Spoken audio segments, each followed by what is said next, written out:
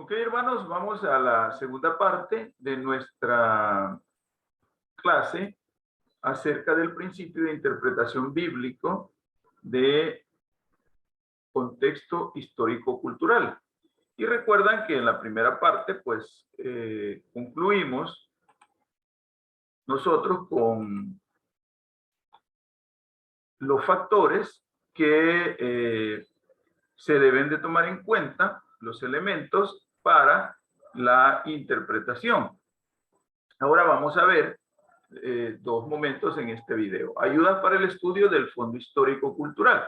Hay dos tipos de ayudas según nuestro material de estudio, las internas y las externas. Ayuda interna es la misma escritura. Si nosotros vamos al libro de Evangelio de Lucas, capítulo 2, versículos 1 al 3, nos va a dar información histórica y dice: aconteció en aquellos días que se promulgó un edicto de parte de Augusto César que todo el mundo fuese empadronado. Este primer censo se hizo siendo Cirenio gobernador de Siria. Entonces, aquí hay información histórica, ¿verdad? En este caso de data, de fechas. Por lo tanto, es un principio, es una información que nosotros debemos manejar, que cuando la Biblia y la historia entran en conflicto, el dato correcto es el bíblico, ya que, se ha venido avanzando y en las últimas décadas, digamos, ha habido descubrimientos arqueológicos que han facilitado la confirmación de lo que ya el texto bíblico dice desde muchos años, ¿verdad? Y que estaba allí como en algunas ocasiones como en entredicho por parte de los científicos, de investigadores, pero nosotros vamos a manejar que cuando la Biblia y la historia entran en conflicto, pues nosotros vamos a mantenernos en el dato bíblico porque siempre las circunstancias, la vida misma, los eventos le han dado la confirmación razonable al texto bíblico. Y el otro tipo de ayudas son las ayudas externas, que pueden ser arqueología, historia o la misma literatura extra bíblica. Por ejemplo, en arqueología, uno puede ver en el libro de Génesis, capítulo 15, vamos a encontrar del 2 al 4 la historia de cuando Abraham está en contacto, en plática con el Señor acerca de la promesa de un hijo.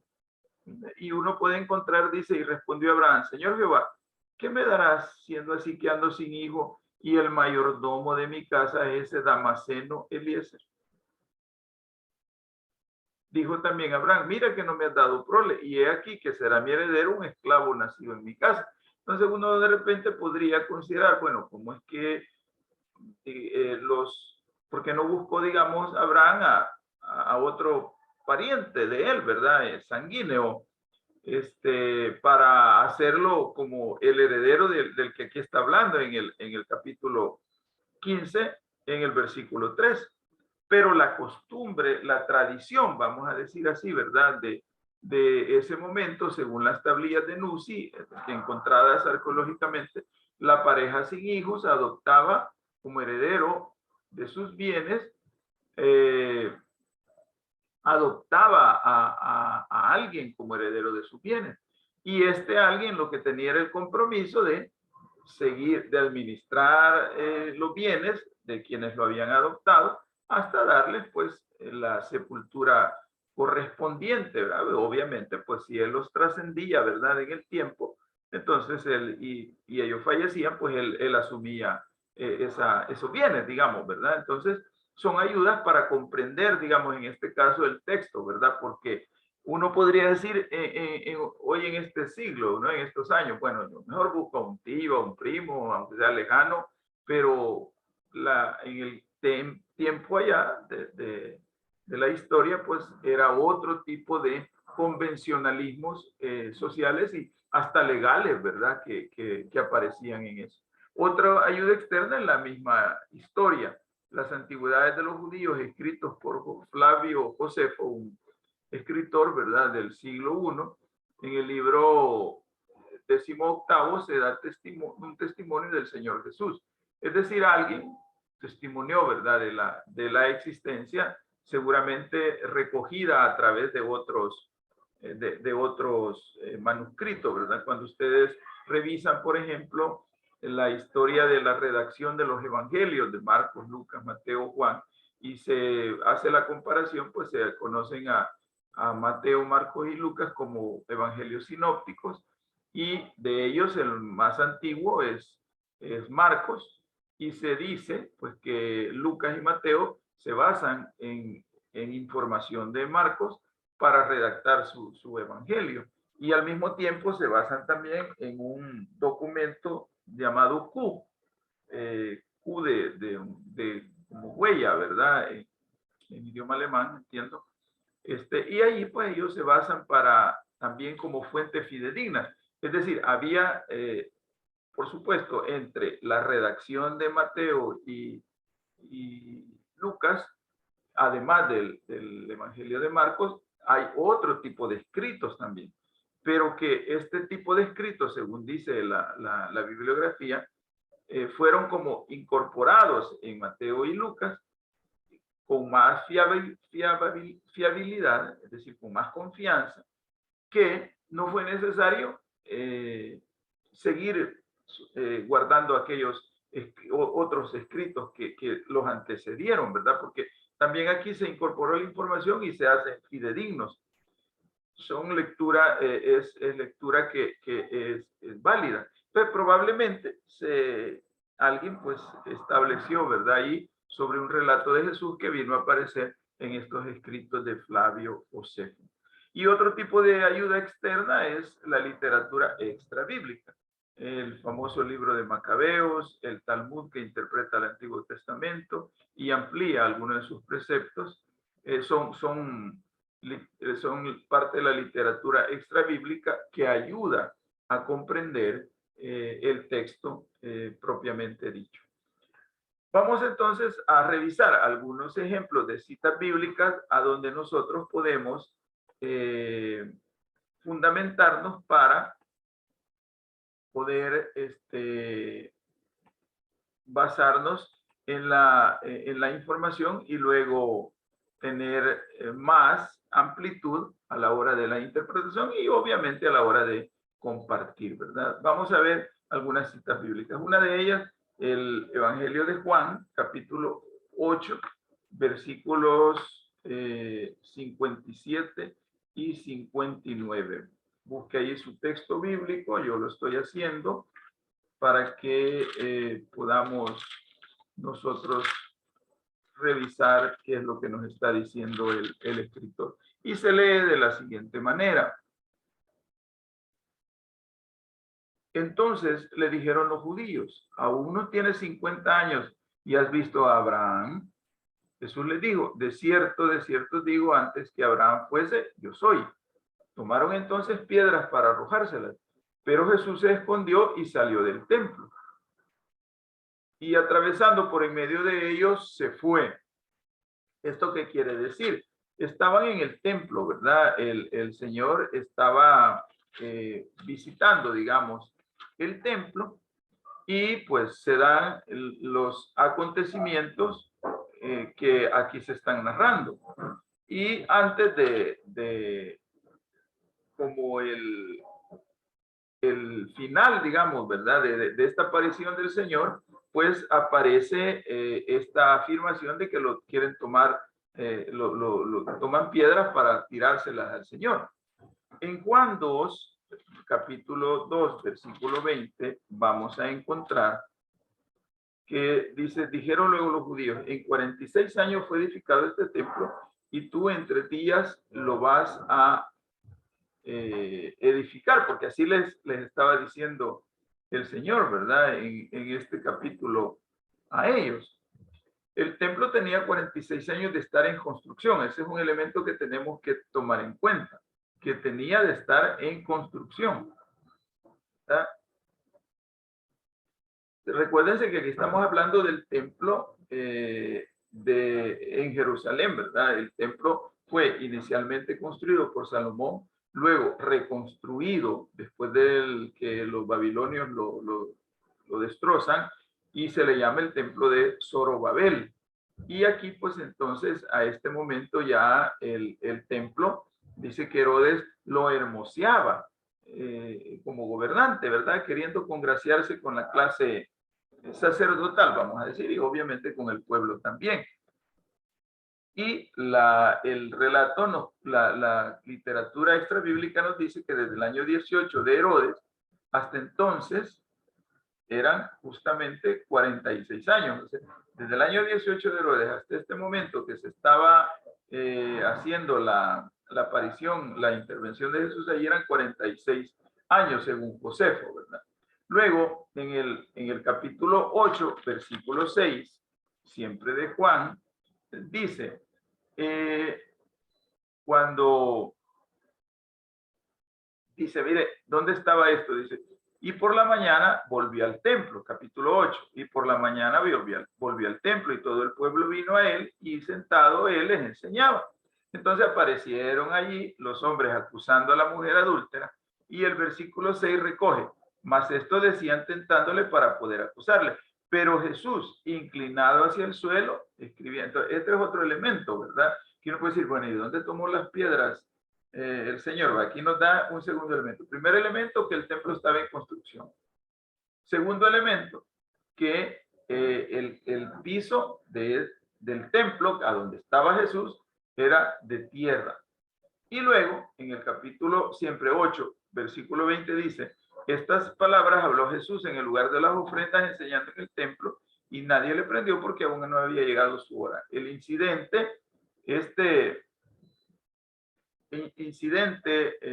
donde el Señor estaba planteándoles sobre su divinidad, ¿verdad? En discusión con los fariseos que lo estaban acusando de que él mismo se estaba autoelogiando, digamos, o autoproclamando que tenía origen divino.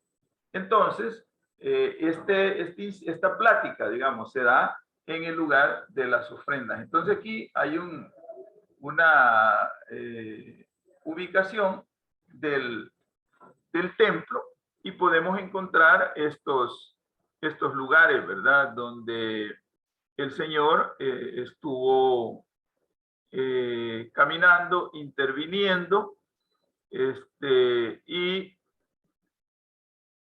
el relato bíblico lo está presentando. Y el lugar de las ofrendas, dice Josefo, que era parte del patio de las mujeres, y aquí está el patio de las mujeres. Miren, aquí aparece, ¿verdad? Los diferentes secciones del templo, el patio de los gentiles afuera, la puerta la hermosa, luego se ingresa, aquí está el patio de las mujeres, y pues aquí, según Josefo, estaba el lugar de las ofrendas, y ahí es donde pues será el incidente, la discusión entre fariseos y Jesús. Entonces, esto nos da lugar a nosotros ahora para tener la claridad de dónde tomaron entonces las piedras para apedrear al Señor Jesús. Bueno, las tomaron de aquí del templo, porque el templo estaba en construcción, ¿verdad? No era algo ya terminado. Entonces, vean, interesante. Veamos otra cita. El primer libro de los Reyes, capítulo 18, versículos 30 al 35. Que narra, ¿verdad? Narra el episodio donde Elías está digamos, en pleito, ¿verdad? Está en confrontación con los profetas de Baal. Y entonces dice el versículo 18 al 30. Entonces dijo Elías a todo el pueblo, acercaos. Todo el pueblo se acercó, y él arregló el altar de Jehová, que estaba arruinado. Tomando Elías 12 piedras conforme al número de las tribus de los hijos de Jacob, al cual había sido dada palabra de Jehová diciendo, Israel será tu nombre. Edificó con las piedras un altar en el nombre de Jehová. Después hizo una zanja alrededor del altar en que cupieran 2 medidas de grano. Preparó luego la leña y cortó el buey en pedazos y lo puso sobre la leña. Y dijo, llenad 4 cántaros de agua y derramadla sobre el holocausto y sobre la leña. Entonces, ¿dónde estaban digamos, este suceso? ¿Dónde estaba? En el Monte Carmelo. Dice el versículo 20 del capítulo 18. Entonces Acab convocó a todos los hijos de Israel y reunió a los profetas en el Monte Carmelo. Las características, aquí hay toda una explicación de dónde tomó Elías el agua. Porque está en el Monte Carmelo. Entonces ustedes saben muy bien que entre más alta es una montaña, pues la posibilidad de agua es menor, ¿verdad? Normalmente el agua pues se concentra en los valles, ¿verdad? No está en las alturas. Entonces, ¿de dónde tomó él esa agua? Entonces aquí está una, ¿cómo se llama? Una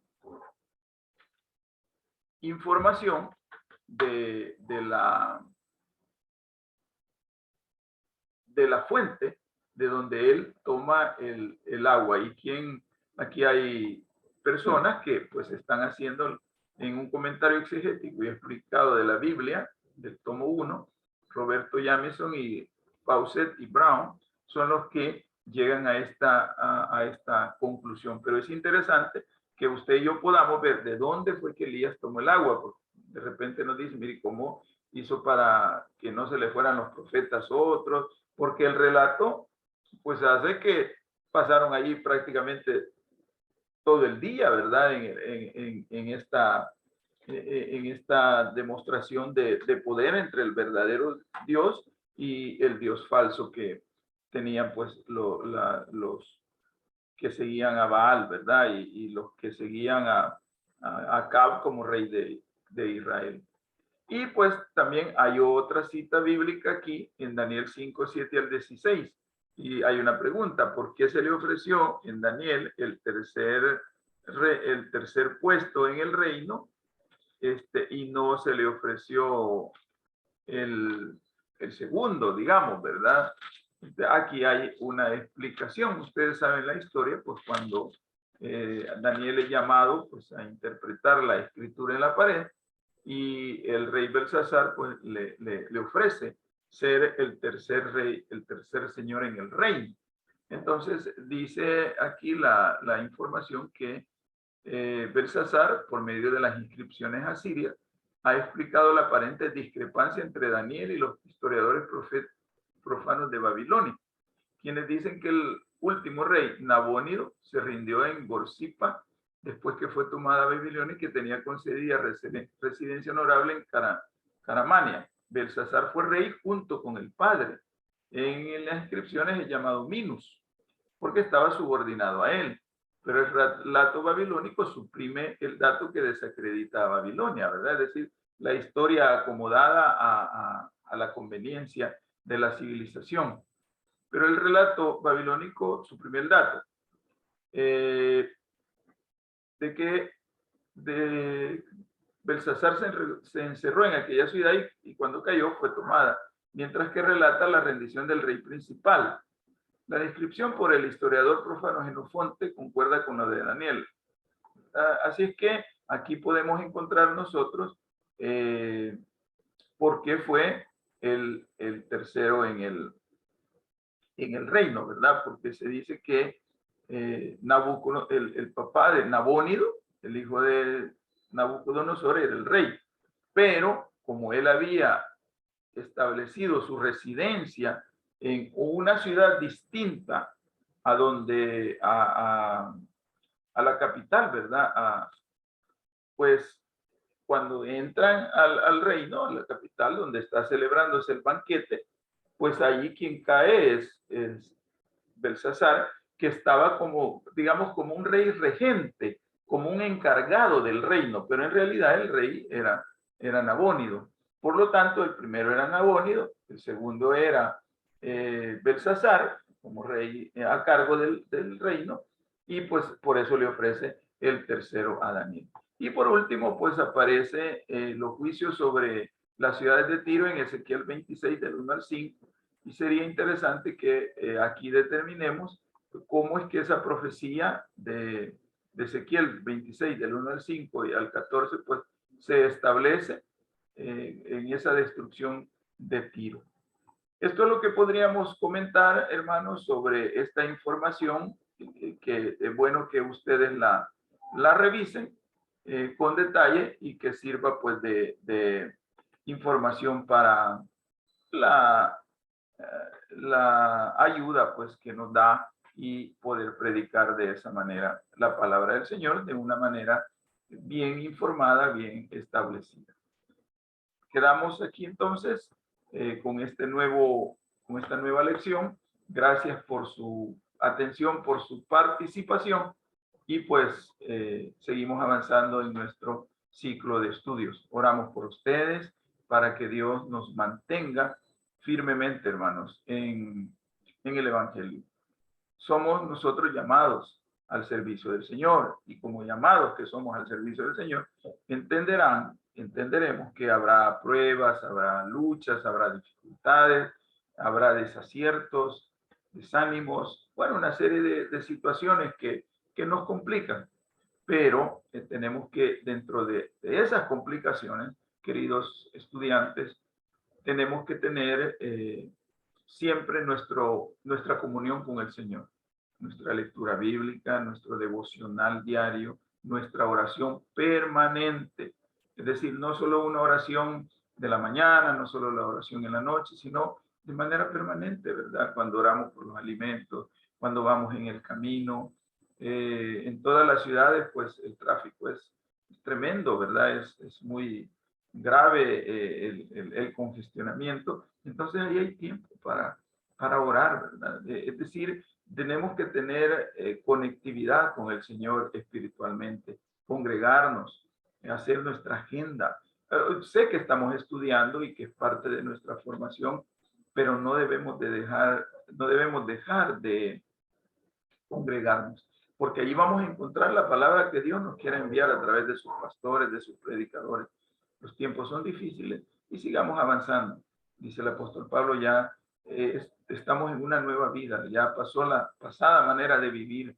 Y si bien hubo errores y si bien hubo dificultades, pues pidámosle al Señor misericordia. Pero ahorita lo que tenemos que hacer es construir nuestra comunión con el Señor de una manera santa, agradable a Él, ¿verdad? Así que adelante, hermanos, sin desánimo, que Dios está con nosotros bendiciéndonos. Oramos por ustedes, por sus congregaciones, por sus pastores y obviamente oramos por nuestras autoridades aquí en el Colegio de Teología. Bendiciones, hermanos.